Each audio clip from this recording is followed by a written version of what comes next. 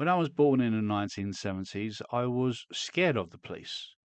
I would not cross the police. If the police was coming down the hill, we would all shut up and maybe separate so the police don't actually stop us and maybe want to search us.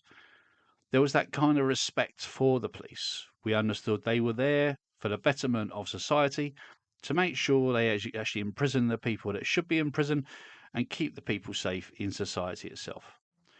However, over the years, that's now changed because it's gone from being a force to a service, and somehow it's got political. Media, their job is to look for this material, and we do have dedicated police officers who are scouring social media.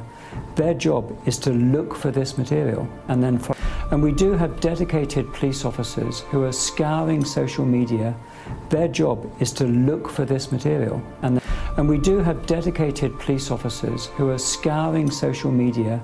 Their job is to look for this material and then follow up with identification arrests and so forth. This is in relation to some comments that you made on a Facebook page. You were witnesses saying, obviously, people, why are they over here, etc., we let them into our country, etc. A woman has been arrested by Cheshire Police in relation to inaccurate information on social media. Because someone has been caused, obviously, anxiety based upon your social media post. That's why you've been arrested. In Russia last year, 400 people were arrested for things that they said on social media.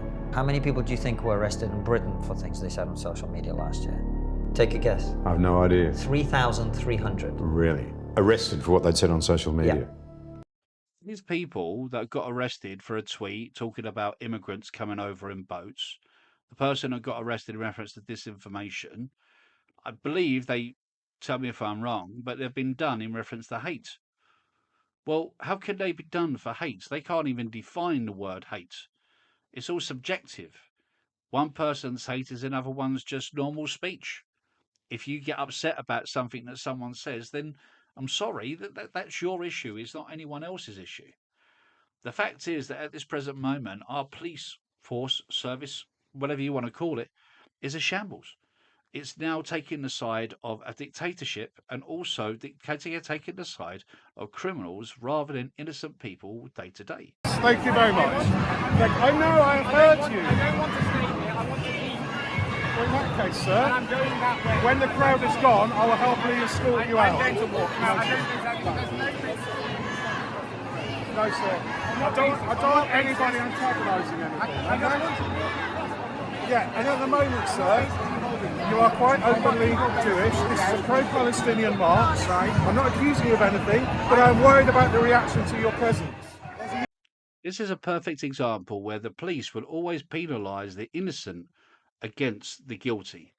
Now, this police officer believes that somehow these Palestinians will either attack this Jewish man or do something to the Jewish man, and that's why they don't want him to cross the road. Instead of actually just making sure that he can cross the road to stop these Palestinians from doing something to him, or the Palestinian protesters from doing something to him, which is the Jewish man's right in the United Kingdom. He's allowed to cross the road. If these people want to threaten him, then the police force need to do their job to make sure they arrest them, not an innocent Jewish man crossing the road in England.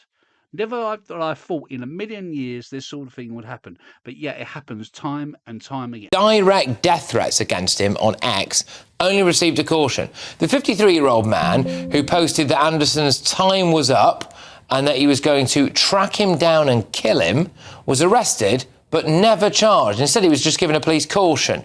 So writing to the Reform UK MP to explain the decision, Detective Sergeant David Cryan said, "I have no reason to think the threat was real or viable as a threat to kill.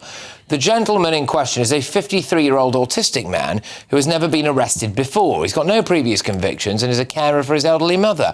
Well, this comes after a man was jailed for 3 years back in March for threatening to kill the Energy Secretary, Ed Miliband. But of course, there's no such thing as two-tier policing. Ladies and gentlemen, thank you very much for watching. Remember to subscribe, remember to thumbs up and comment below. Until the next one, be safe.